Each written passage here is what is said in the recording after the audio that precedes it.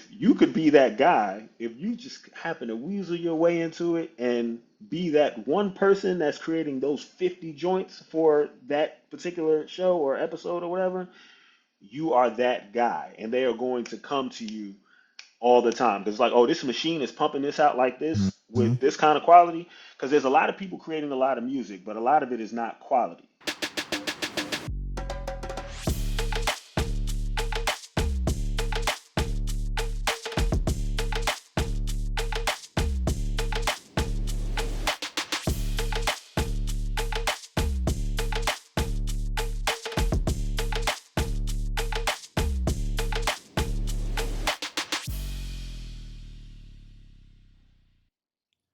What's going on, ladies and gentlemen? Welcome to another exciting episode of the Indie Unplugged. I am B Vaughn.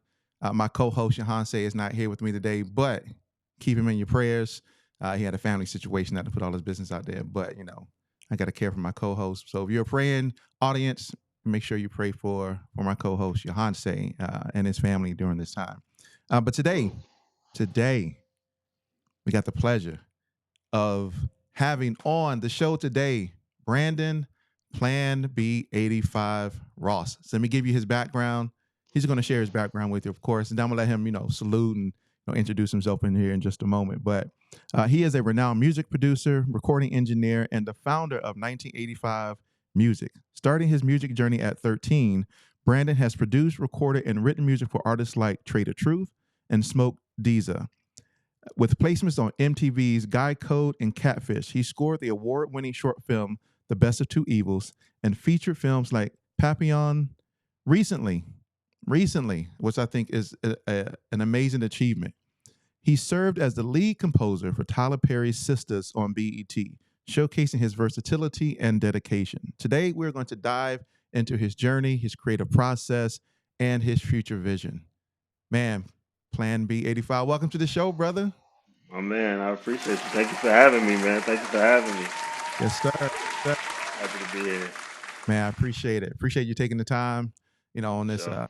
for us it's Saturday morning, but whenever they decide to watch this, it'll be whenever they watch it. Yeah. So appreciate you getting up. I would say getting up early, but Now this is regular for me, man. Like I'm up. I'm actually up earlier than everyone in my house, so this ah, is regular. This is perfect timing for me. My house don't really wake up till like 12, 1 o'clock. They on LA time. yeah, yeah, I feel you on that. My wife is usually the early bird, and then I am like the next one, and Okay. then around 12, 1, that's when everybody else is getting up. Yeah. But I mean, that's because they stay up later. And so my wife, she's not a night owl, so she goes to bed early. I'm more of a night owl, but I gotta go to work, so I gotta get up. Yeah. And then everybody else, they're doing their own, entrepreneurial type thing, so they don't really have a set schedule, so they can just go to bed whenever they want to and get up whenever they want to. For Must sure. be nice, right? Yeah, nah, absolutely, absolutely. Oh yeah, my wife, she stays up super late. I'm a night owl when I need to be. Mm, If there's certain things that I necessarily don't want to put off until tomorrow, I want to get them done. Yeah, that's when I turn into 2, 3 o'clock in the morning. But her, that's regular for her, 2, 3 mm. o'clock. You know, Oh yeah, so oh yeah. It kind of yeah, the opposite of in this household, but yeah, that's dope. That's dope. that's So a fact. yeah, once again, welcome to the Indie Unplugged. With every guest, we like to dive into your background. So you hmm kind of give us some of the history.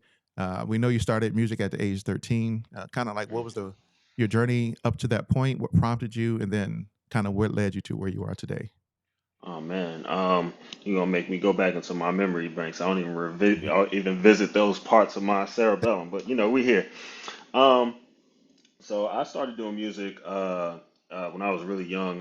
Played the drums in my grandmother's church. That was around like 9 or 10.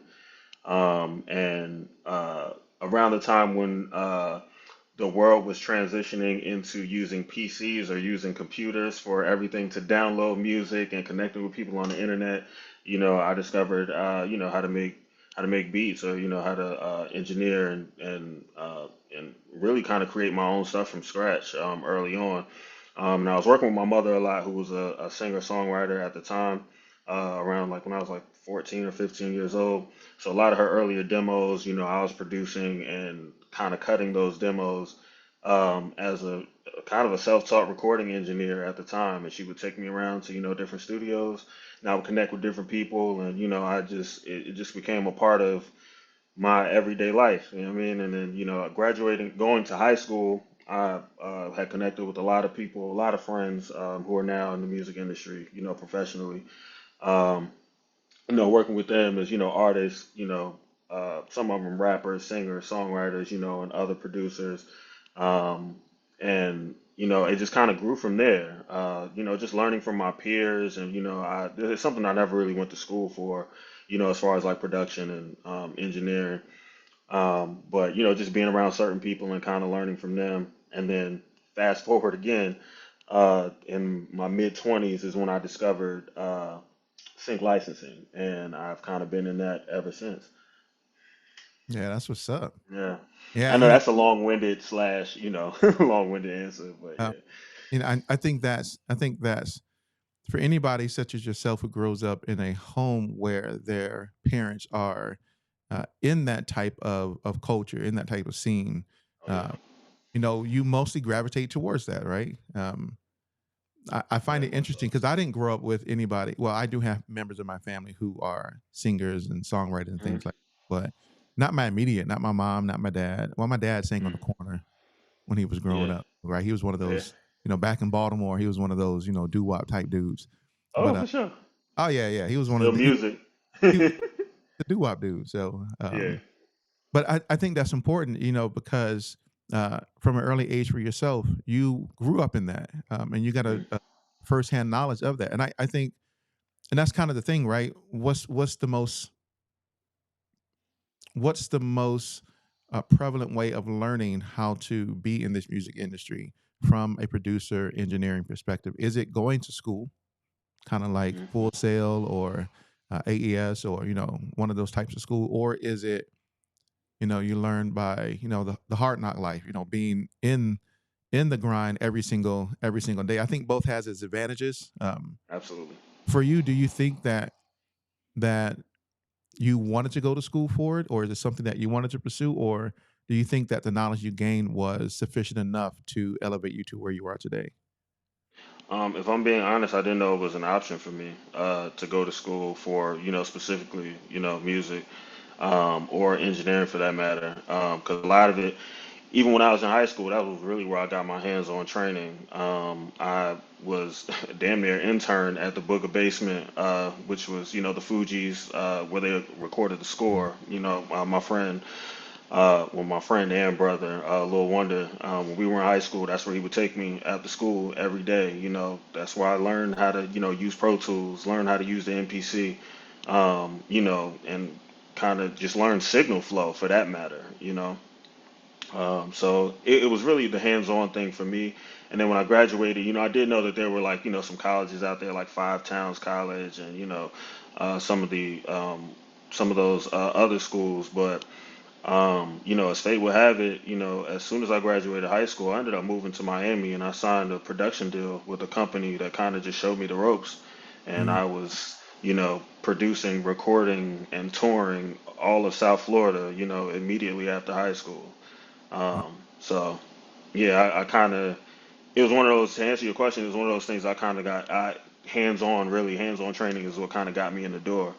mm, Um, but if I could do it all over again, yeah, I would probably like to go back to school and just kind of build that network and, but, my life is not really designed like that. I pretty much built my network by traveling up and down the East Coast and just moving around and just being in different studios, just everywhere. So, right. yeah. So what was that experience like being in Miami, signed Mhm, to that company? mhm. Kind of what was that pivotal moment, and kind of what was that trajectory for you that led to that particular experience? Well, what led to it is being online. Honestly, I don't know if anybody remembers AOL, like the chat Oh, rooms. So, yeah, so I was one of those guys that was in those chat rooms and connected with a brother who had already had his own label, his own production company, and was releasing, albums independently. He was already on like iTunes, when it was kind of, mm, in its beginning stages and things like that. And I was intrigued by that because I didn't know anybody who was already heavy into like the digital distribution side of things. You know what I mean? and had his own studio, for in Miami for that matter. So he was probably one of the first people I worked had connected with, and we had worked on a couple of songs, for a couple of weeks, and they decided to sign me to the company. And yeah, it was kind of up from there. I never released an album or anything like that because they signed me as an artist. It was just, oh, he's an artist, but he also does, production as well. You know what I mean? So that kind of became my day to day. And, we would perform at, we toured in Orlando, Tampa, like we were all over South Florida. And, I was getting paid for my little bit of shows, them 18, 19 years old, just running around and, collecting a bag and, doing what I love to do, at the time. And, Wow. make a long story short, that kind of, that kind of fizzled out, and I was back out here on my own. So, and Mm, that was what, yeah, 19, going into what, 21, right before I turned 21. okay. Yeah, Yeah, that's yeah, interesting, right? I mean, you're a young man in Miami, you know, touring, playing local scenes. I mean, that's kind of an experience. I didn't know yeah, that it was being signed as an artist, uh, yeah, is being signed like a production deal or engineering or something yeah. like. And then having the ability to go out and tour. And then you say that you never. Okay, is it that you never dropped an album, but At that time, I hadn't dropped a now, project. My first project I dropped wasn't until like 2012. mm, Um, so in the meantime, between time, because as much as what a lot of people don't know about me was I was kind of rapping and writing before I even started making beats or anything like that. So it was, and it really stemmed from just being around my mom. When your mm, mom, is nice, like my mom is nice, like she can nice, rap, like nice. rap. You know what I'm saying? Like she's nice. So like, to be around that, and then just being around other people, because I'm a hip hop lover at heart. You know what I'm saying? So who didn't write their first rap in a composition Oh, notebook or whatever the case may be. right. Like, um, so yeah, that yeah, but it was something that was just like, it's something cool to do. But I just loved at that time, especially in my mid 20s, I just loved making beats. You know what I'm saying? Even in my teens, I was one of those guys, even before Kanye said it, I was making 10 beats a day, Mm, for summers and summers on end, just trying to perfect my craft. So yeah. mhm. I remember when I wanted to be a rapper. Yeah. That didn't happen, It's, right? I yeah. was always between rapping and singing, and I loved both, right? I'm a hip hop, Yeah. more of an R&B guy, more than but I do love hip hop though. Like I tell people, Yeah. um, Yeah. but I remember rapping in high school, in the hallways of high school. We had little battles, around lunchtime. I Yeah. had my little rap name, Encyclopedia Brown, because I always came off with the knowledge. I guess Yeah. what people say, but I always think it's So, interesting, because you find people who start music, young, and some go into it, and then others find other trajectories for their life, path, and they go off and do other things. But absolutely. for you, you mentioned that he didn't mention it here, but in my research, right? Um, being influenced by Queen Latifah, Naughty Yes, by Jersey. Nature, uh, you know, 90s groups like that. How Yeah. have they influenced your production style and your approach to music? Oh man, that's a really, really good question. Well, my mom used to listen to Queen Latifah heavy when I was a kid, and that just that whole production style, which came from KG. Shout out to KG, who was a DJ for Naughty by Nature. And I was just very intrigued by just that kind of soulful, jazzy, mixed with hip hop kind of sound, and it just every record, like a lot of my favorite records, kind of have that feel. Like they reminisce over you. You know what I'm saying? Like that kind of everything in that vein. It's like that stuff touched my soul. You know what I mean? Like so it just kind of became a part of just my sound. Even when we kind of got into the trap feel of things, I would try to mix that with some kind of 90s hip hop. You know what I mean? Some kind of way. That's always been a part of me. So So what do you? So in saying that, how do you feel about the music today? '90s music, there was right. Mm, You mentioned Troy, right? yes. They this over you, right? This, Mm, mm, you know, and that's a yeah. Tom Scott in the Dreamer sample right there, right? That's Tom, yeah, that's my yeah, favorite song too. Today is my favorite song. yeah. That's today, but that's who Yeah. you listen to. You were like, yo, I can't. Tom Scott made this. Like, yeah, Yeah. yes, sir. Yeah. That sample is amazing. Timeless, timeless, Hi- timeless. And when you listen to the song, I know we veering off a little bit, Not are but we that good, song, when you listen to it, like, and they jam at the end for the last like 6 minutes, it's like, yo, you have no clue brother? that that little saxophone bled into this crazy, Yeah, this craziness. yes. Yeah, Because you listen to it and the way it starts off, and then you're like, okay, cool. It's starting off real cool. Then it goes subtle, to it, and then very cool. halfway through it, you hear that. Yeah, There it goes into some other. yeah. You're like, yo, wait a minute. Yo, Uh, it takes off. It's like a It, rocket ship. It it just takes takes off. off like It's kind of it's like crazy. the what's my man's name? Um, I can see his Ronnie. Ronnie. Um, Mm, he's a jazz, yeah, jazz. he that did the oh my gosh. See now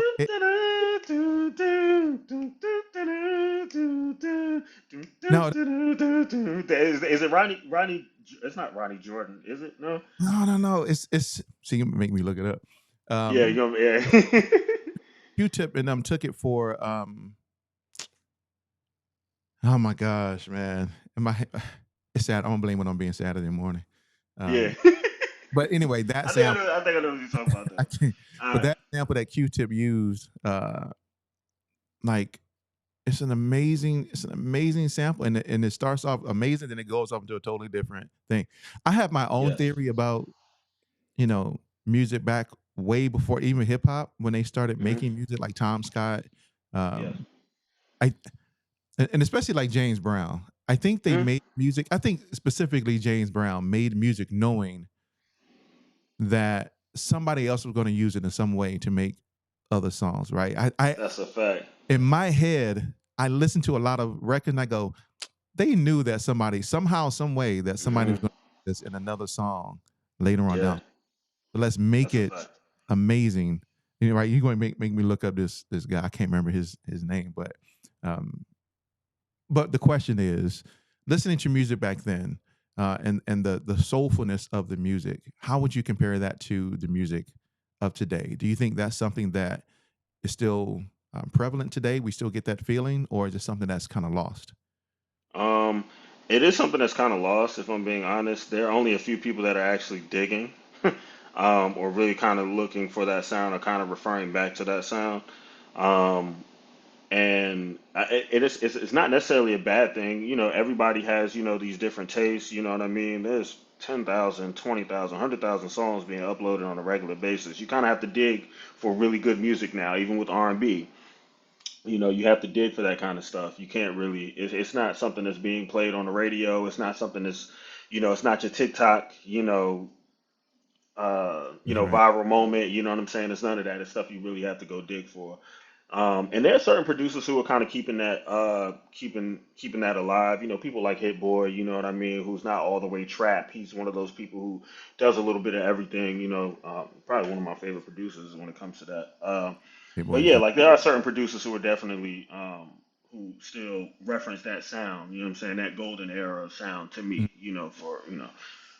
For my age group. So yeah, I think that's important, especially for people who grew up listening to Ronnie Foster. Right? That's I had to look it Ronnie up. Foster. I had to look. Ronnie Foster. The song is called Mystic Brew. Oh my goodness, Mystic Brew. Okay. Mystic Brew. That song Mystic Brew. was used by on Electric Relaxation by Cal. Okay. Yeah. Good.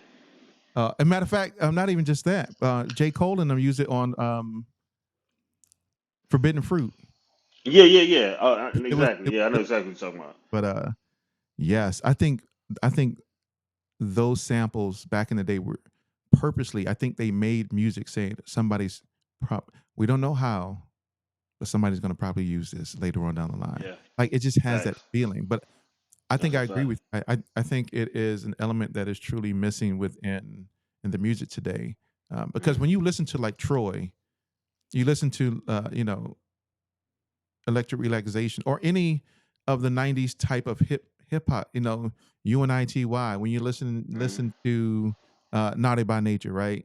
Yeah. Whether it's OPP or whether it's Hip Hop Array, right? I Yeah. mean, or even like Nas Illmatic, like Yeah. it had feeling, it had soul, it had, for me, it was a connection.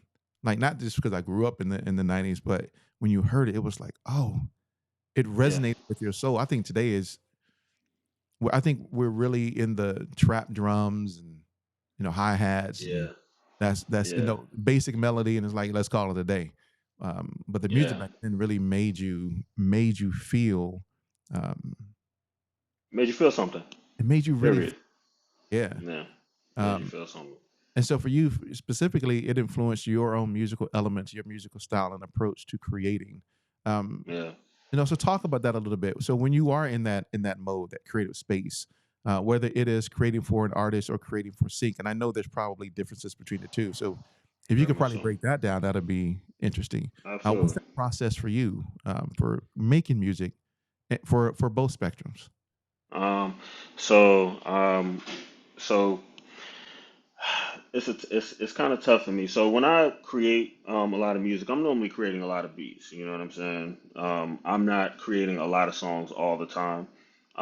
There was maybe I have certain stints where I'm creating with artists on a consistent basis. Then after that, artists get to chill, and then I go to work on do my production thing, do my engineering thing, that kind of stuff.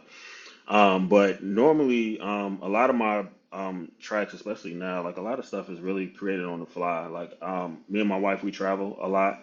So I've kind of created a mobile system to kind of travel. So a lot of my inspiration just comes from being out, being around family, being on the beach, that kind of stuff. So that, creatively that, I'm not even uh, creating stuff for sync specifically, if I'm being honest. You know what I'm saying? In no way, shape, or form at all. Like as much as I get a lot of music placed or and stuff like that, I'm not just going into the studio and I'm like, hey, this is what I'm creating for this show or this is what I'm creating for this Mm, artist. I create what I like. I create what I want. Everything that I've got in place has never ever been something that I looked at a brief and then went to the studio and created it. No, it's something that I've had already that fit this perfectly, and they were like, "Oh, let's use that." You know what mm, I'm saying? So yeah, so create like a lot of the uh, like stuff that I do creatively. Like there's no real um, you know a rhyme or reason. I'm not going in there with a particular goal in mind. I'm going in there to have fun. I'm going there to create. Really get my creative juices flowing. You know what I'm saying? I'm not kind of putting myself in a box like, oh, I want to create this type of record to do this kind of mm, thing because none of that stuff gets placed for me, and none of the artists pick it up either. So, it's the stuff that I'm genuinely having fun with is what my mm, artists like for me, and what even some of the production companies like to hear from me. mm. Yeah, that's So, what's up, man. I think that's a unique approach. yeah, Because I know most people probably create music based on briefs, yeah, and of hmm course, the brief gives you different samples that you can listen to kind of give hmm go, okay, I need to make something just like that. But just yeah, making music to make music because you love it and not being yeah, confined, put in a box to fit a certain hmm type of style or approach. Or yeah, I think that's where the freedom and creativity hmm live. Has been able to yeah. do that, just on your own.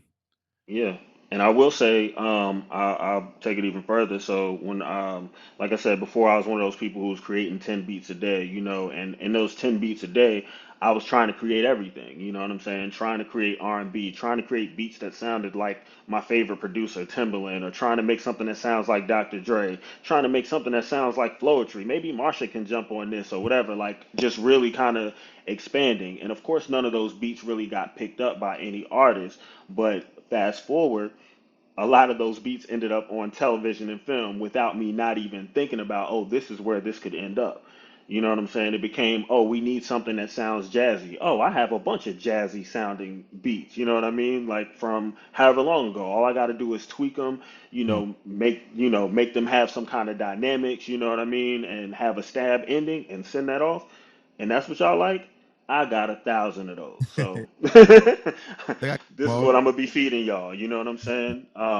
And I did it for Sisters as well. I created a lot of stuff from scratch, but a lot of that stuff was, stuff I had archived that I was like, it was because I was kind of in an R&B bag at one point too, where mm, I just spent 6 months trying to create as much R&B music as I possibly could. Did a lot of that stuff get picked up? No, not really. A lot of it ended up on television. Like I played it for certain artists, or maybe I didn't play it for certain artists, and it just, hey, we love this. Can you just make these little tweaks and this, that, and the third? mm, Well, we're gonna use it for a minute and a half or 2 minutes in here. So, mm, you know, so I'm not always having to, create. When I need to, yes, absolutely. But I'm not. It's not one of those things where, I have to uh, go in and stress myself out about what kind of sound I got to use for right. this or what I got to do for that. It's really Mhm. something that's very, very natural for me at this point. Yeah, that's dope. Like I said, that Yeah. gives you creative freedom to do the things that you truly love to do and just to make music without being Mhm.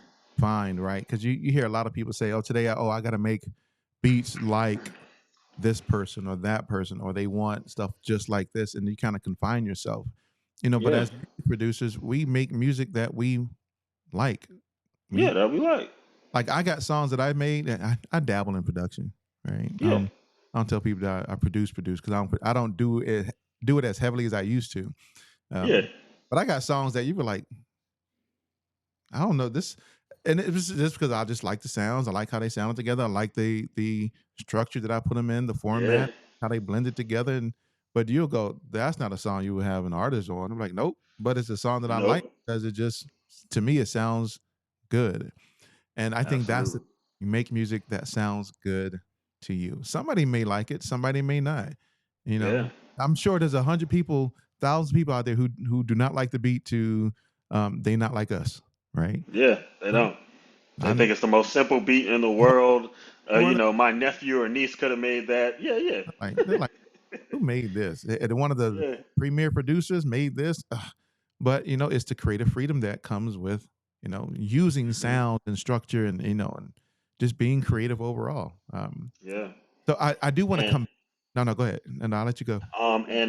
speaking of that beat, if we talk about simplicity, it's probably one of the most simple tracks in the world. And if I'm being honest, a lot of stuff that I've ever gotten placed is the simple stuff, the stuff Mm, that I spend the most time on. If I'm spending an hour, 2 hours trying to making this sound like this, that, and the third, not one music supervisor gives it a listen. I mm, promise you, they don't. And all the simple stuff, they like, oh, we like this. Give us about five or six more of those. wow. Like, you know, Hmm. so. Yeah, Yeah. most people think, oh, so I got to put every sound in here and every space and ear candy on the left and the right, Nah, and it's like we're really looking no, for simple stuff. I mean, because when you think simple about it, stuff. at the end of the day, if you're creating music for an artist, the artist, their voice is an instrument, so it has to be able to blend in with Absolutely. instruments that you're using. And even for now, I'm not a sync master, right? The original series we just put out. I'm Yeah, not a sync master, so I don't really know how to create music for sync in that perspective. But the scene is probably also used as a type of instrument that the music mm, is playing it because it may go over dialogue, go behind dialogue and things like that, and it has to kind of fit. yeah, Um, so yeah, I think that's once again the creative freedom that comes with making music the way that you want to make music. All right, yeah. so let's take a step back for a moment. Talk to Um, me. Plan B 85. Let's talk about the Mm. name. Let's talk about the philosophy behind the name and your Uh, approach to music. all right. So I got the name in high school actually. I was a random Saturday. I had gotten a call from a friend who was like, "Hey, yo, we know you make beats, but do you record too?" I was like, "I have the means to record. I wasn't really taking clients or anything in my house." And it was like, you got any time today? I was like, yeah, let me check with my grandma because I was living with my grandma at the time. It's like, yo, let me check with my grandma. Let me see if it's cool, because she had already built a studio for me for this specifically. I was one of those little spoiled kids. I got a studio built in my house when I was Hey, in that's high dope. school. That's dope. Um, yeah, so my grandmother, she, when I was like, yeah, I might have one of my first clients come through and actually record. She's like, okay, cool, have them come over. So they came over. It was about five or six of them, and all of them I went to school with. They came in, and they immediately tell me how bad their last session was. They were with another engineer. It was just a trash session, and they was like, you know what? It was like we made a couple calls, and they said, yo, holla at B, holla at Brandon. It was like, wait a minute. Oh, so you play like you really playing B, like you him. You know what I'm saying? So yeah, like it just kind of became one of those things that stuck. You know what I mean? So word got around that I was that guy when it came to recording at the high school. So it kind of stuck. And then the '85 is really just the year I was born. Yeah. Yeah. So yeah, I'm an '80s baby. Hey, hey, that's what's up though. Yeah. Yeah. So because you think about the name Plan B, Yeah. uh, it's like, oh, I have an alternative, Yeah. right? That's kind of probably the philosophy behind the name. Because you most think people's like when you get in the music industry, you got to have a plan A. You can't have a plan B because if you For don't have a sure. plan, yes, then you need to, there's because plan B means options. Yeah. It means options that you have available to you. And Mm. it's like, well, if it doesn't work out, then I got a plan B. Yeah. And for you, that's not the, at least from my understanding, Yeah. that's not the perspective. And you can correct me if Nah. I'm right. Because most people are Yeah, like, oh, nah, you're it's gonna not get the into plan. this, then you got to Yeah, go full fledged into it. But it's like, oh, yeah, but I'm the option for other people. Um, yeah. I'm an yeah. option for others, and I'm still that. You know what I'm saying? I'm playing A and B in certain situations. You know what I Mm. mean? So, and that's cool for me. My friends, they love to make jokes about it. You know what I'm saying? But, yeah. But yeah, that's where I got the name. It's just stuck. So a lot of my friends, they either call me Plan B or just Brandon. I don't really have no preference at all. So. Mm. And so then from the establishment of your name Mm, came 1985 music, 1985 culture. mm. Talk about that. What does that mean? What's the philosophy behind it, and what are you looking to achieve with your organization and with the culture aspect? Oh, that's a really really awesome question. Well, the simple for 1985 culture is really just an extension of the production company. I've been making shirts and stuff like that since I was young, and I've always thought it would be cool to kind of have a cool little brand attached to my production company. And it was something I just kind of started wearing myself, and then kind of like my family kind of took it on as well. My little cousins, like they wear 1985 culture hoodies just proudly. You know what I mean? So just something for the family to represent, for real, for real. But as far as the production company itself, it was really one of the first companies that I actually had with my partners was Time is Money Entertainment, and we started that fresh out of high school. Pretty much doing the same thing, working with different artists, creating beats and things like that. Then when I broke away from that, I was like, I need to start something for myself. Like, what is something that's really going to define me, where not only I can be a creative, but also be a helping hand to others. You know what I mean? Because I'm one of those people. I do like to help. I don't mind giving up information. I'm not one of those people who's a gatekeeper or anything like that. It's like, what can I create for myself and for the people around me, where I can legit, not only create but also, tell and show people, what I've done, you know what I mean, and allow them to be the plug. And 1985 Music was, just that for me. At first it started out as a production company, then it turned, I became a sync agent, and low key became an administrator for some of my friends, you know what I mean, or some of my artist friends that I was working with. So it just kind of grew into, this thing where it's like, oh snap, I can do so much up under this umbrella. I can also mentor other producers and other artists up under this umbrella. So 1985 Music and 1985 Culture have kind of worked in tandem to kind of bring that vision to life. Mm. Yeah, I love that. I Yeah. love that. Yeah, hats off to you for that, brother. Because Mm. a lot of times most people, especially with the information, It's like, I can't share it. I can't give it. I can't mentor. I can't do these things. And I think that social media kind of broke that barrier. I True. think, because when you look at now I'm not saying back in, the 80s and 90s that wasn't happening. Um, but I do think that with social media, it made it more widely available Mm, information. Uh, and it kind of forced people to now have to provide, knowledge to other people, because now it was readily available. And so now you have industry, uh, industry vets and professionals who understood the music business may not have been readily sharing it, but mm, now with the advent of social media and the internet, you see a lot more music vets and professionals sharing knowledge and information. for Um, sure. and and and I think they were kind of forced to do that, from that perspective.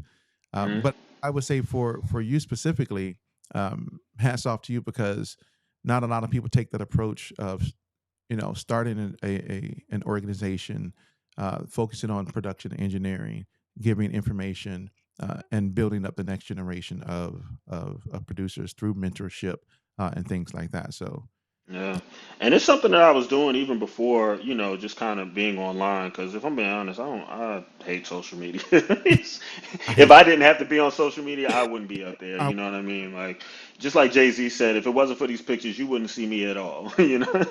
Um, Yep. But yeah, nah, it was something that I was just kind of doing with, with some of the artists that I was, working with on a day-to-day basis. It wasn't really me just going out and seeking folks and this, that, and the third. It Mm, was just people who would be in my house on a regular basis. And it's just like, some of the people, they took the information and ran with it. They're still getting placements to this day. Others, not so much. But yeah, it's like, yo, I'm doing this. Let me show other people how to do this as well. And my wife has always been encouraging with that. You know what I mean? Because she plays her role in the music business.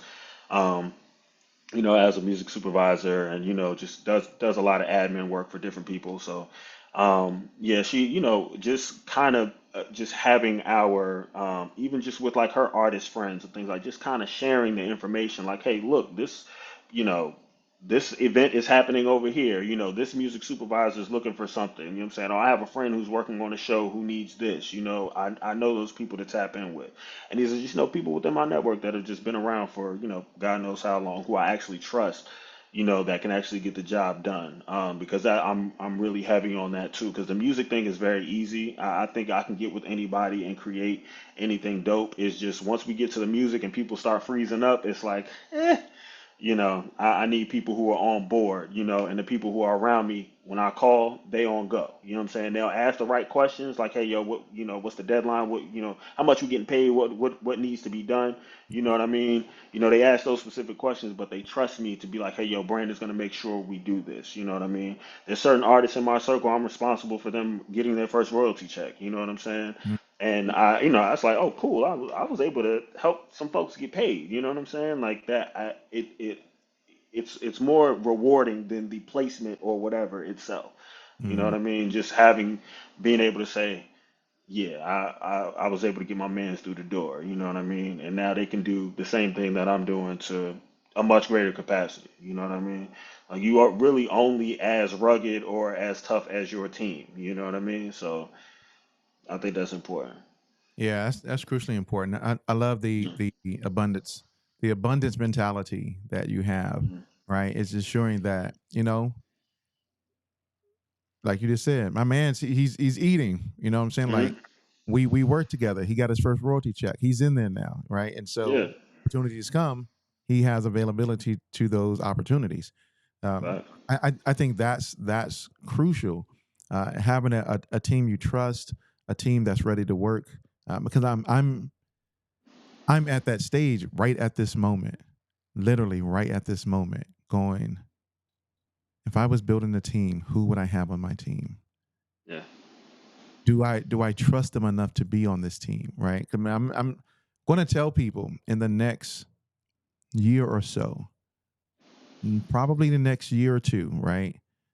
This network, the indie, well, We Create Music TV is going to be something amazing, and I have to have the right. And I'm literally You mentioned that, and I think you mentioned it for you probably didn't know you mentioned it for a reason, Mm. but I'm literally right at that spot. Yeah, I'm mulling at who within my current circle do I trust to say yes, let's go after this. I'm thankful for he's not here today, but I am very thankful for my co-host Johan Say. yeah, for sure. When I was building up this whole thing, uh, and I posted up a picture on Instagram, he was like, "What's going on?" He's like, "What you doing?" And I was like, "What's he doing?" I was like, "What does it look like?" He was like, "Look like a podcast." And I was like, okay." And he hit me up. He was like, "Look, what you got going on?" He said, "Whatever you got going on, I want to be part of it." And I need people like that. Yeah, people like that. I need people like that because even though he's not here today, he's dealing with whatever he's dealing with. When he needs to be here, he's here. You know what I'm saying? Like Hmm. he drives from wherever he lives in Lithonia, right? He'll tell you Yeah, because yeah, yeah. and I live in Fairburn. I live in the way I live by the Oh, I airport. know. Yeah, yeah. I know that stretch. Yeah.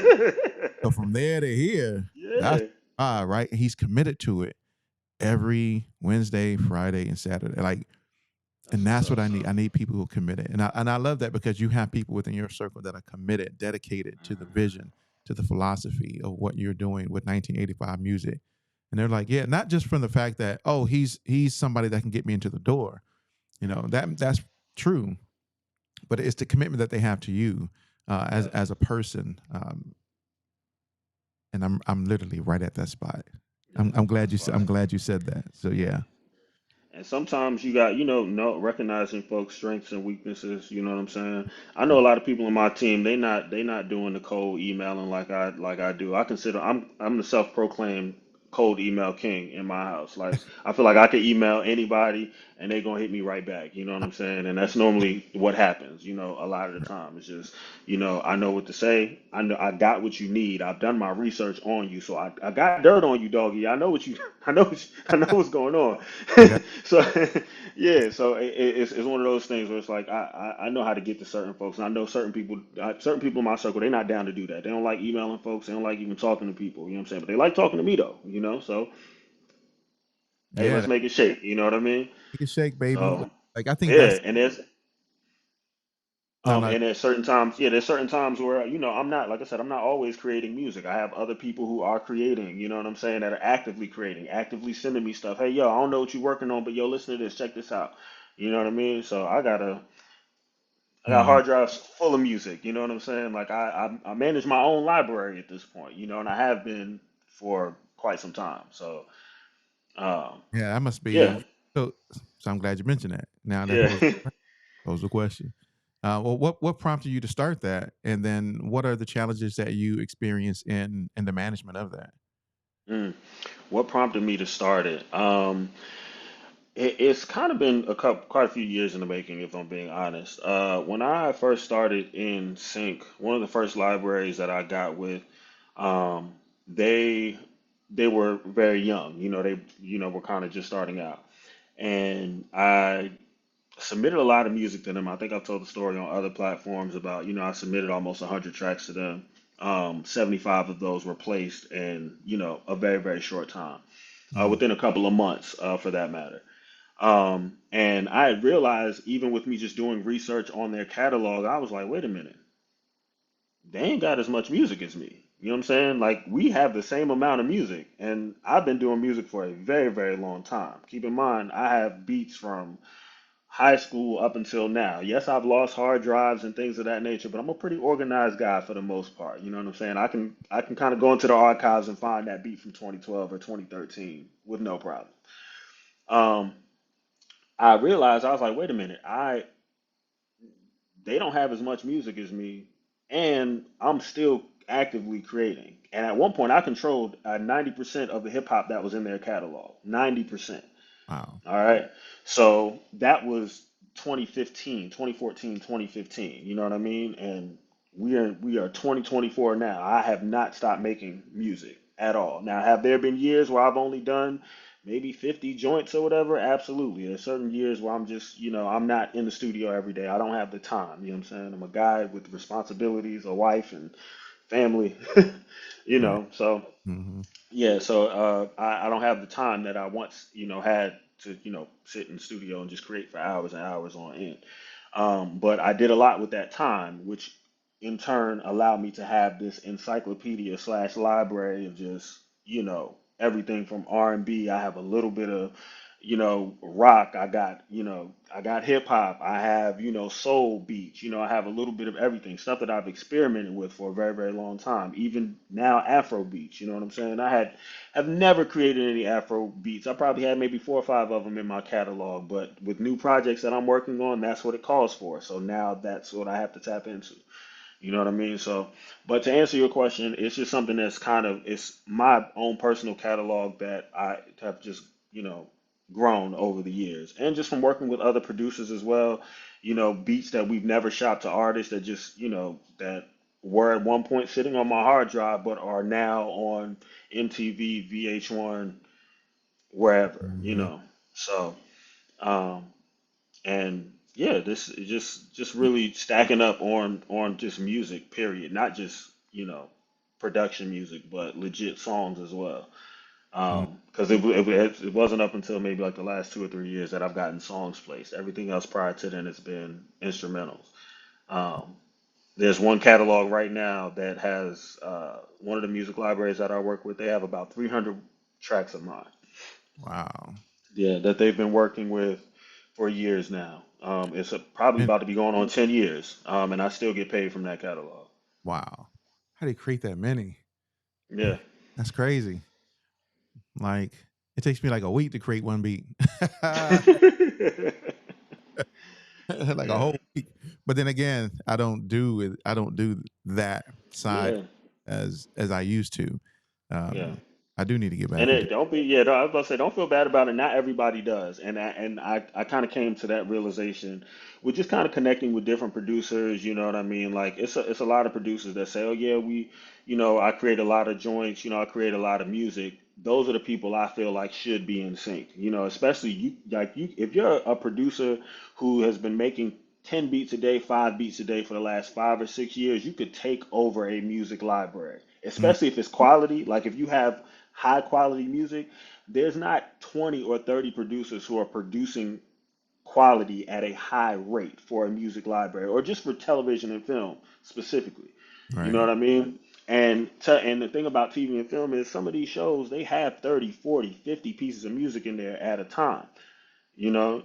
And Mm, if you could be that guy, if you just happen to weasel your way into it and be that one person that's creating those 50 joints for that particular show or episode or whatever, you are that guy. And they are going to come to you all the time. Because it's like, oh, this machine is pumping this out like mm, this mm, with this kind of quality. Because there's a lot of people creating a lot of music, but a lot of it is not quality. You know what I'm saying? Like even the stuff that I don't deem as quality in my catalog, there's somebody else in that other catalog that thinks, yo, this is what we need right here. The right. drums are hitting, the melody's hitting, it's got enough changes. An editor can take this and do what we need to do with it. You know what I'm saying? Don't overthink it too much. Mm, So mm. yeah, that's I can't remember where I was going with that, but I know yeah, that. That's so. ultimately. So now, so here's the question. We're going to segue into that. I'm going to use your words. Okay, Awesome. I'm going to use your words. So when it comes to sisters, how did you weasel your way into into? Okay, so here's the actual question when it comes to sisters, right? So breaking into TV scoring, particularly for sisters, what was a significant challenge for you? Can you? This is a kind of a big question. Can you Mm. share more about this experience and how you managed to overcome the initial hurdles? And how did you balance your health and professional commitments during this period? And what lessons did you learn from this experience? This is a super duper dope question. And it's going to be very long winded, so I need y'all to So stick with let's me. do it. All right. So I want to touch on the health part of it. I caught COVID when I was closing this deal. All right. I signed the contract sick on my couch. All right. So, and even prior to then, even before we even got to the paperwork, I was already creating stuff. I was kind of putting folders together of, just certain music that I thought would fit. On top of that, it's a show that my wife and I we watch, religiously, from season one up until now. We ain't all caught up, but give us some time. Um, and listening to the show and watching the show, it's like, wait a minute, I have some stuff that could fit in this. Just sitting on the couch, just kind of just going through the episodes. And like I said, I'm cold email king. I ended up getting the music supervisor's email um, at the top of the year. This was like January. I didn't really get uh, a hit back from her until maybe like March or something like that. And it was more so her discussing that, she kind of gave me some information as to, hey, I only deal with the songs. I really don't do like any of the scoring, handle the music for the scoring bed or whatever. But if you have some music, send it over. Sent over some music. She never got back to me. Fast forward to May of that same year, she reaches out. She says, "Hey, we need a composer for Zatima and also Sistas. Do you have any music that you'd like to submit?" So I submitted a demo. Then she came right back, maybe within about 2 weeks, and was like, "Would you be interested in scoring for the season?" So that's how they brought me on. And like I said, I was sick during the negotiations. I had COVID the entire time, so I Mm. kind of, you know, it was a yeah, it was a task for the most part. Um, but as soon as they started sending me episodes and things like that, I kind of got into the flow of things. So this is where the challenge came in. All right. So the very first episode, I don't even know if I should even be saying this, but I didn't get too much direction on the very first episode. They kind of gave it to me and said, "Hey, do what you feel." It was one of those like, "Let's see what you got" kind of things. All right. So I was able to fill that episode, put music here, put music there. There was one particular scene where they wanted a humorous cue. I don't know what the hell humorous cue sounds like. It doesn't exactly. I was like, what does funny music sound like? Like Right. what does that Oh I, no. yeah, I don't know. You know what I'm saying? I really don't know. So of course, I had her send me some examples from previous episodes of what Mm. a humor cue is. So she sent it to me. I was like, oh, wait a minute. I just have to strip down an instrumental, maybe with some bass or something like that. And that's what I sent. I created maybe two or three that they ended up using throughout the entire season. And that was probably, like I said, that was probably one of the biggest challenges because I spent almost a day or two trying to figure out what the hell is a funny piece of music. Like, what? Mm. So, yeah, that was the biggest challenge. There was something else I was going to say in reference to that. I was your Go question. ahead. How would you describe a funny cue? How would you describe that? And if I'm being, I would have to go back to my notes and like, because it was a very, very long, drawn out paragraph. Um, and the example that she sent me was it was kind of like trappy, quirky, if that sounds yeah, it Like had like a little bit of yeah, it's like a quirky, but it had like trap drums in it oh, without the hi hats, without the snare. It was more so like boom, like the 808 with some kind of quirky melody on top of it. You know huh. what I'm saying? And I was just like, okay, got it. You know what I mean? And I created multiple variations of that. You know, and then some jazzy stuff with some bass like that, that they kind of took a liking to that too. But I kind of had to create my own way, if I'm being honest, because I was just like, I've never done a humorous cue or anything funny sounding Right. before musically. So yeah, That's wow. Yeah. So I heard you had to create at least 30 to 40 tracks per eh, episode. per episode, right? Yes. I mean, now that must have been, no, I don't know. Maybe for you, it was probably like, yeah, that's really easy for me. I got stuff for days. Yeah. Or were these Yeah. things you had to go actually create specifically for the show?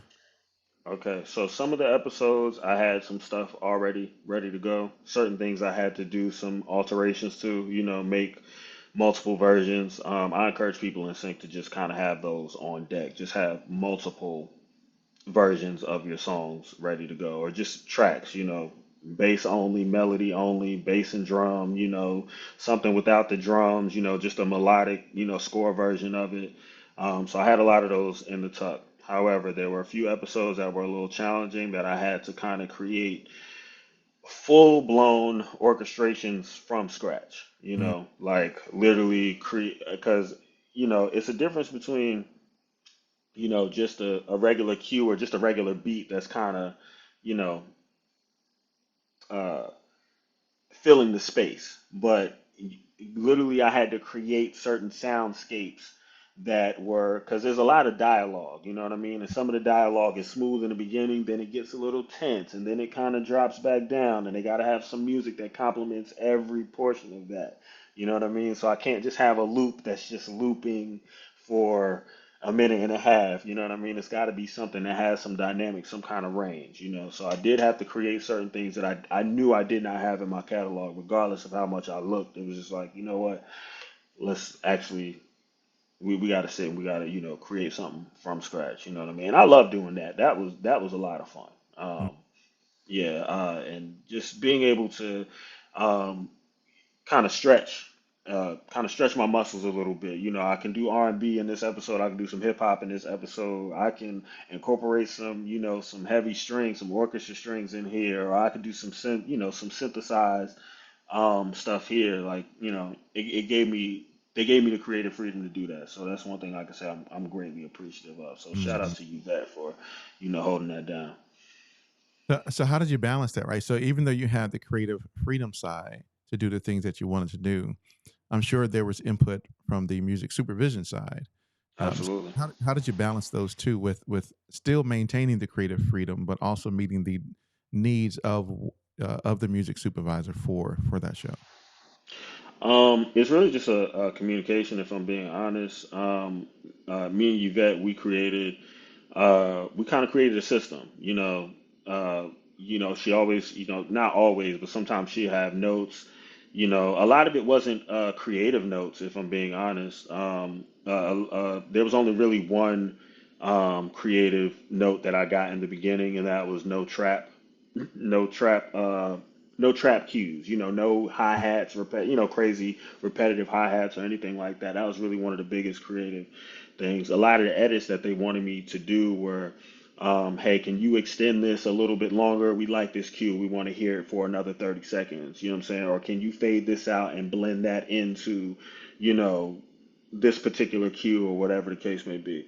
So if you listen, there's maybe like 3 episodes where they actually changed up the order of some of the tracks that I scored, but a lot of the episodes that I scored, they kept my same edits, so they didn't really do anything extra. It was like, oh, we like this, we're gonna keep this as is. You know what I mean? So um, it was fairly easy for the most part. To answer your question, creatively, like she didn't stress me out creatively, and there wasn't too much, stuff coming from the top like, oh, we don't like this, or can you take this out or whatever. There was one scene. There was a fight scene where one of the characters is getting beat with a golf club, and I had to score that scene like 3 times, and I just could not get it. I could not get it right. And was the crazy thing is they did exactly what they told me not to do. They ended up putting a very high energy trap track in that particular scene. So when I watched it, I'm sitting there like, Didn't y'all tell me not to do didn't y'all tell me not to do that? But it's cool. that? One cue out of the 45 that I had to put in that episode. So Right. Yeah, that's wow. yeah, Yeah. I mean, but kudos to you, brother, because not many people get the chance to be able to score and be the lead composer on a major televised production like yeah, this. So, kudos to you. The only people that appreciate do stuff like that would be people like Pharrell, right? that. Or Pharrell will go compose a whole movie. Uh, Yeah, or you may have people who send in songs for a particular brief for that show, and it may be Yeah. used, multiple times in the show, but they're not lead composer on the show, right? Yeah. So if for those who are watching, if you go to uh, his Instagram, he has like snippets of the screenshots at the end of, I think it's no, I think it's on your website. It's either on your website or it's on your Instagram. It's snippets of the end credits for Sistas, and it Yeah. says music by, right, Brandon Ross, right? Yeah. It doesn't say, music by whoever, and then because you don't get to see that. You don't get that unless you're a composer on the show. You That's know, true. That's that's true. and hats And you off to get you, what brother. you negotiate. Yeah, you get what Yeah, you negotiate. you get. My wife, she fought kind of hard for that. So shout out to her. That's what's up, man. She wants her credit for sure. So now she was definitely one of the people who redlined that particular part and was like, "Oh, nah, we need that credit up there." And Oh, it we was need. really at the production studio's discretion. Like they could say, yay or nay, But luckily for me, they said Yeah, yay. that's up because now people who watch that can go, "Ooh, who's Brandon? We Yeah, the music. Yeah, we need him to come score this for us." And so that's exactly. so the question is, so has it led to other opportunities? Yes, it has led to other opportunities. Just being able to say that I scored something like that, something that's recognizable, especially in the black cinema realm too. Mhm. Like people, Tyler Perry is still, regardless of how you feel about, his the projects or whatever, he's still out here doing it. You know what I mean? Providing jobs for folks, and Yep. producing quality work. It's not no bootleg anything like this is legit quality work. It's And yeah, hmm yeah. So yeah, it's definitely one of those things that's like, oh yeah, I've done work for him. Oh, if you've done work for him, then you need to come over here and work with us then. That's what I'm saying is on rival, Yeah, right? So when you see these other programs that are produced by other broadcasting companies, it's on rival. The absolutely. quality, the the cinematography, it's all on that, right? It's 100%. You could watch a movie, you be like, yo, who made this movie? And then you'd be like, what? That's Yeah, a Tyler Perry movie? What? Because it's not janky. yeah, It's 100% professional. They're using like real cameras, yeah, y'all, right? Right? absolutely. Those Ain't no AI, nothing like that. AI, It's they they doing it. yeah, I guess you kind of dabble in some like photography type stuff and stuff like that. yeah, You know what I'm saying? So, but yeah, that's the thing, right? Is yeah, it is high quality production. Okay, so you mentioned AI. yeah, That's probably one of the last questions I got for you is surrounding AI. So with the advent of AI generated music, right? What do you how do you feel about its impact on music production and sync licensing? And where do you think the future of AI music will end up? I've been doing a lot of reading up on this, so I'm Mm, gonna give you my short answer. I don't think you should run away from it. As a person who I'm a sample based producer when I work with artists, especially with like hip hop artists. Like I said, like a lot of my, earlier stuff is really, a lot of sample based, grabbing a sample from here, grabbing a sample from there, And as I got older, I understood the business of sampling and, how convoluted sampling can be. Certain certain copyright owners and publishers, they are not clearing samples like they used to. And if they are, they are charging you 10, 20, 30,000, $100,000 just to use their 30-second sample or whatever the case may be. With the introduction of AI, yeah, and I'll be straight up with you. I've gone through a few of these platforms, checked them out, created some music via those platforms, and of course, some of the stuff is cool. Some of it, we is definitely got room to grow. As a producer, it's definitely going to be a part of my production moving forward and has been, if I'm being honest. You know what I'm saying? I've created some really cool stuff as far as like ideas that I have in my head that I may want to sample or resample. I'll go and put it in some of these platforms, type it in, as much detail as I possibly can, and see what it comes up with. If it comes up with something, cool, great. I'll take that, implement it in whatever other production that I have, going on. So it's not something that I've strayed away from at all. It's something that I'm low key embracing. Now, on the legal side of things, how these bots are being trained is something that needs to be looked into. Because if they're training using some of these training modules, or if they're using copyrighted music to train some of these modules, then we have a legit problem. You know what I'm saying? Because you could legit get something, you could have this AI thing generate something that's already been created, low key. You know what I mean? And then you go through all this legal stuff, or you can have uh, a one in one phenomenon, which I consider it a one in one phenomenon right now with the BBL Drizzy song. Apparently, that's being categorized as public domain.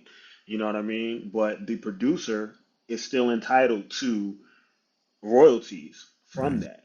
You know what I'm saying? And it's like, oh snap! So I can create this, and if some producer uses it or whatever, I can still get a little Right. piece of that, which is perfectly fine. You know what I mean? And that kid, whoever the kid is that produced that, he can actually eat forever. You know what I mean? Because that particular piece of AI music is now on streaming websites. You know what I mean? Because the song, I think it's on Sexy Red's project with Drake. Drake is actually rapping over this BBL Drizzy Mhm. beat, but you can go on iTunes, Tidal, Spotify, and go get that song right now.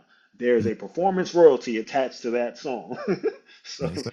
Sexy Red gets some money, Yes. the producer gets some money, Drake gets some money, you know what I'm saying? So yeah. So Mm.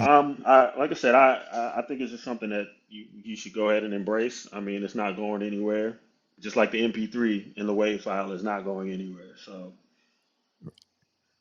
So yeah. I posed that question to what organization was it? A A2MIM. It was an organization that posted this on their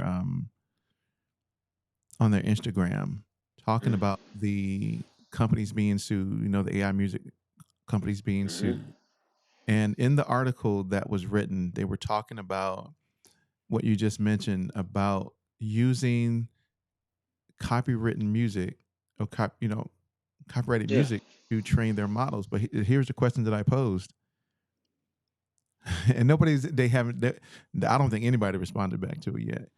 Um, I said, so the issue is using copywritten music to train their models, but what standards do you currently have in place that indicate that they can't use copywritten music to train their models?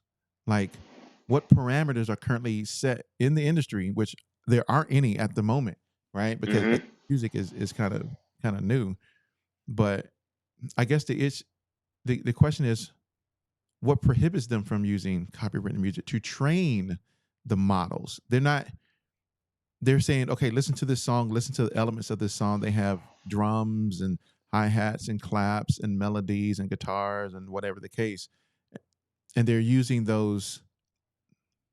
Now, one, I don't know how they train their models, right? as far Me either. as I'd I'm love to know. I man, saying, I stay up late at night trying to right, figure out what are they using to exactly. create this. Exactly. And that's the thing, right? And I've seen many YouTube videos where people go, well, look at this. They're creating exact songs. Well, then I'll go, okay, let me go to, those places and let me put in the prompt to see if I can get the same result. And I can't. And it's like, well, and I seen one YouTube video where it was like, these lyrics are exactly the same. Well, yeah, you got to put the actual lyrics in there. And I had to figure that out. I was like, it's not going to give you those lyrics unless you really put the actual lyrics in the prompt. Yeah. Now Hmm. they have it set up to where you put those lyrics in the prompt and they go, hey, we can't use that. These are actual real Hmm. lyrics from real Yeah. songs. You can't put that in here. So You I can't even put sounds like certain artists in the exactly prompt either. Yeah. exactly because it'll come back and it'll say, oh, we can't use actual artist names, and so it's kind of like in the Absolutely. line of, um, but shoot, producers do that every day. Like we make tight beats like this song, and it's almost Hmm. like the same song.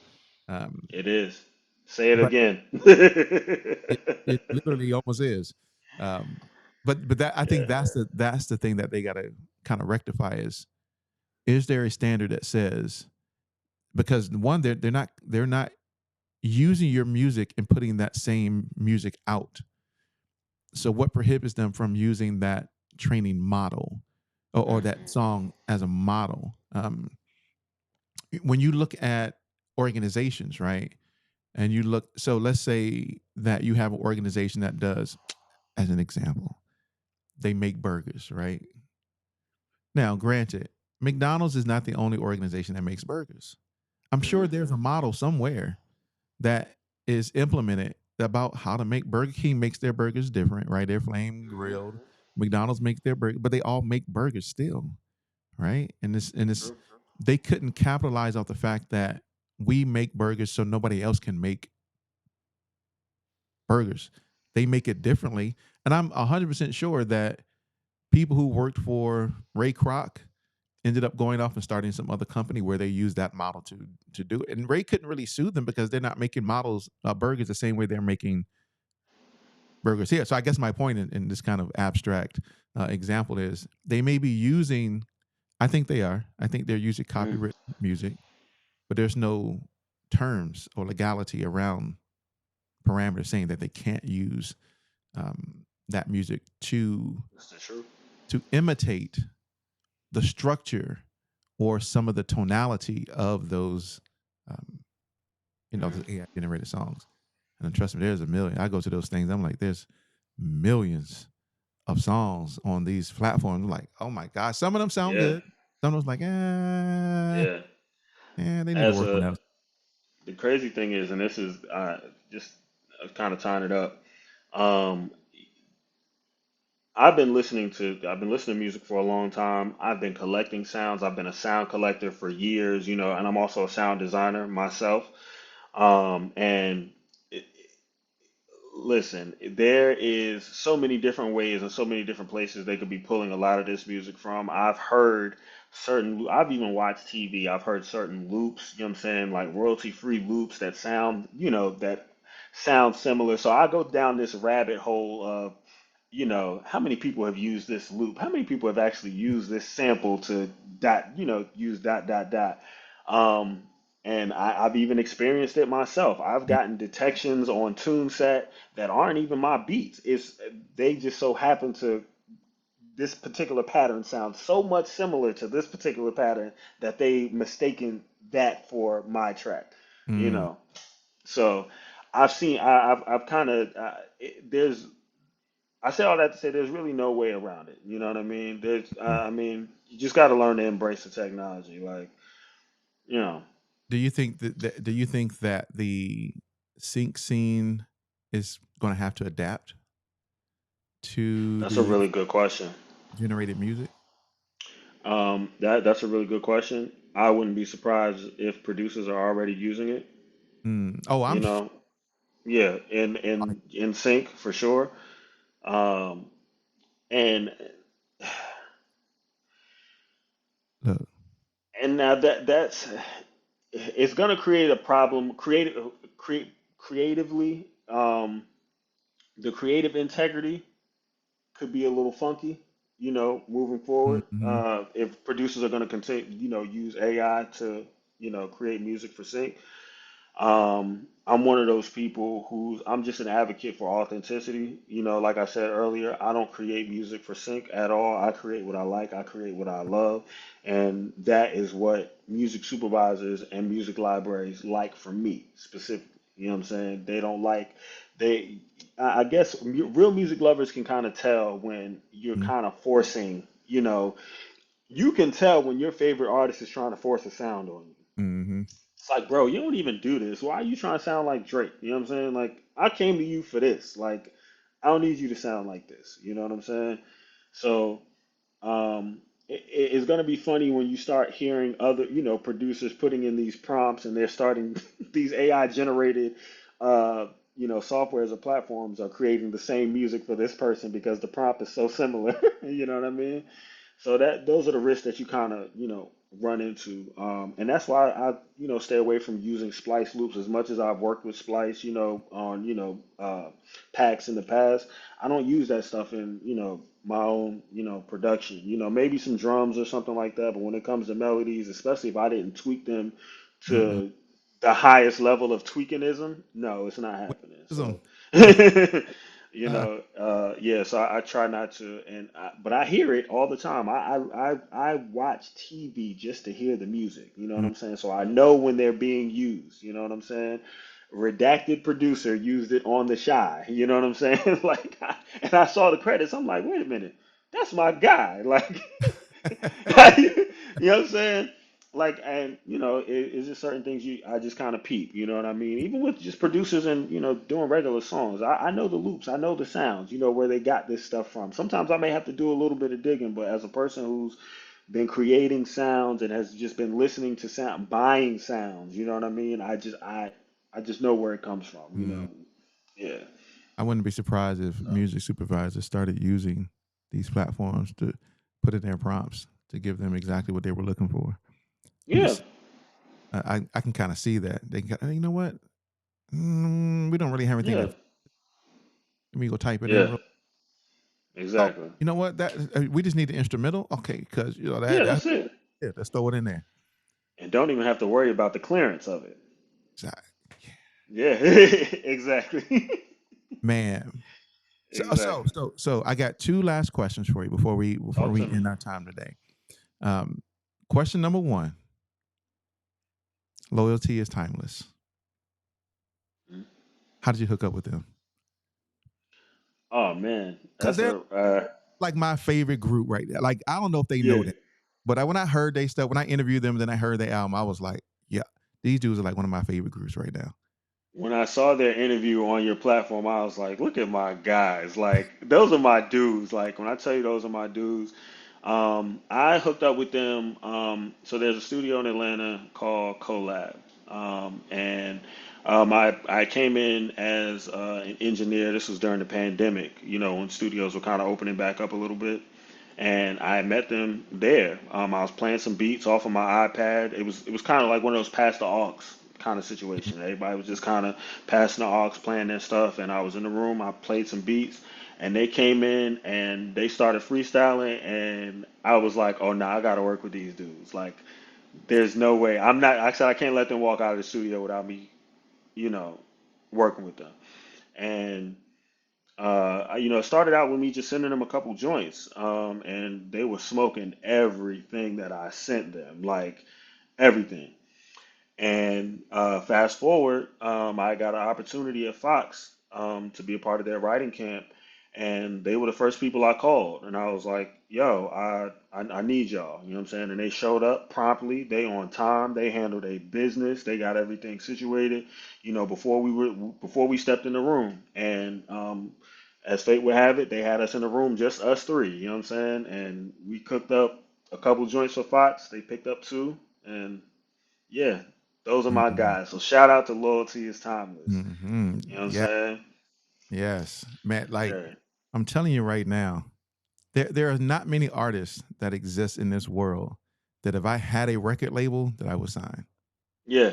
they are one of them. They Oh are yeah. they are absolutely. If I had a record label and it was like an independent record label with actual funding, Yeah. they would like I want to sign y'all guys. Oh Super my, fast. I would yeah, I would close my eyes and give it to him. No here, question. let's go. Like what you need, Yeah. got it because I know they're going to execute and it's going to be flawless. But I had They to ask are. the And they question. are yeah, now those are my guys, so shout For out to them. them. Shout out to them. Yeah. And then of course the last question is what advice would you have for anybody that wants to get into this world, man? Like it's a crazy business. So what would you tell them? Mm. Uh, know yourself and be yourself. Know yourself and be yourself. You're Mm, gonna run into a lot of different people who are going to try to, you know, make you do this, make you do that. You ain't gonna get on unless you do this, and you don't have to do none of that. You know what I'm saying? Um, yeah, that's really it. You got to stay true to yourself and be authentic, and treat people right going up the ladder because you never know who you're gonna need coming back down. that's right. There's so many different people who who I bumped into just in the Atlanta scene. People who have more accolades than me. As producers. who kind of spun the block on me and was like, "Hey, yo, I need some help with this." You know what I'm saying? Like, there's some things going on with my PRO that I don't understand. Maybe you can help me get it right. You know what I'm saying? That kind of stuff. So, just treat people right. You know what I mean? This industry is full of, finicky people, people that'll smile in your face, you know, and, be all up under your nose just because you got something going on. And the moment you ain't got nothing going on, they scatter. They You out know of what I there. mean? So, yeah, they out of there. So, it's really, like I said, being true to yourself. I'm gonna keep repeating it. Stay true to yourself. You know what I'm saying? And do right by others, and that's how you really gonna make it in this game. And stop looking for a handout from everybody. You know what I mean? Like you have to legit make your own way. You know what I mean? I think that's how I pressed. I moved through this thing. I try not to lean on too many people to get certain things done for me. If I can't do it myself, you know what I'm saying? I'm handing it to my wife. You know what I'm saying? Facts. So, That's yeah. right, man. So, how can people connect with you? How can they follow you? How can they find out more about what you do? All right, but you guys can follow me at Plan B 85 on Instagram. Everything about me is on 1985music.com. That'll pretty much take you everywhere. I offer not only services as a producer and an engineer. I also help artists, get into sync. If you guys need mentorship, getting into sync, I feel like I can teach anybody the sync business in under 30 minutes, no question. Mm, I'm that nice. You know what I'm saying? Not just with, getting placements or whatever, but literally showing somebody the way to where I can connect them with whoever they need to, connect with. I've been helping a lot of artists just get with certain sync libraries or whatever. That's kind of been my thing. A few artists that have actually been on your platform. oh, So yeah. So yeah, that's how you get to me. Um, and for those who are trying to clean up their credit, you know what I mean. I know a lot of artists are trying to get funding in certain things. mm-hmm. I also offer trade lines. If you're trying to boost your credit scores, I've been able to help a lot of artists. Not only build their personal credit, but also build their business credit as well. To kind of help fund their business. So, Oh, oh, I don't think you heard what I said. I said you go ahead. said a lot of people that's been on your show. I was like, yeah, so one of them is about to be me. But Yeah, yeah. No, let's get it. Let's get figure it out. it. I got like But a now, hundred I over here. But for sure. But I want to say, man, thank you for just inviting me on your platform. Being able to connect and share with you. I greatly appreciate it. I like I said, I watch your platform. I've watched a few artists, that have come on the show, and they have given some of the greatest information. Sound Oracle, that was probably one of my favorite episodes. I've always loved him as a sound designer. He's really really really really dope. You had Kenneth Clark up here. Kenneth is somebody who I just recently started working with. I connected him with one of my sync agents just a month ago. You know what I'm saying? Like, these are all really good people, and even Loyalty's Timeless. Like, those are my guys. You know what I'm saying? Like you. So just to even be a part of that number, you know what I'm saying, or in that class, you know what I'm saying. I'm appreciative. So and I keep appreciate. doing what you're doing, man.